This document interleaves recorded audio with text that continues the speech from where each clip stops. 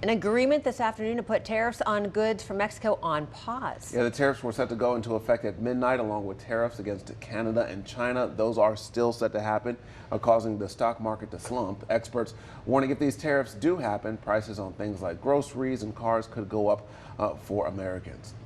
There's ABC's Rena Roy with the story.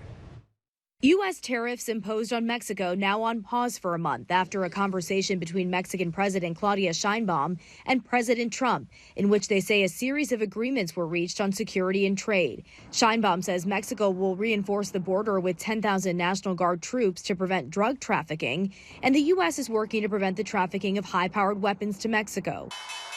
The stock market opening more than 300 points lower as investors brace for tariffs to go into effect.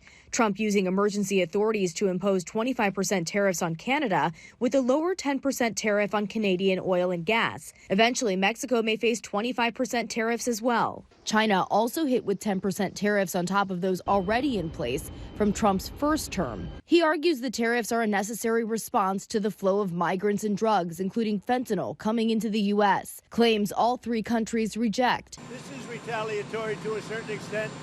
Millions of people flowed into our country through Mexico and Canada, and we're not going to allow that. Over the weekend, Canada announcing its own 25% tariffs on more than $100 billion in U.S. imports. The actions taken today by the White House split us apart instead of bringing us together. Trump campaigns on a promise to lower prices for Americans, but economists warn this could have the opposite effect. Fresh fruits and vegetables from Mexico, to maple syrup and vehicles from Canada, to consumer electronics and toys from China, and lots of stuff in between. 47% of all imported vegetables come from Mexico and Canada, 91% of avocados, and about 87% of tomatoes from Mexico.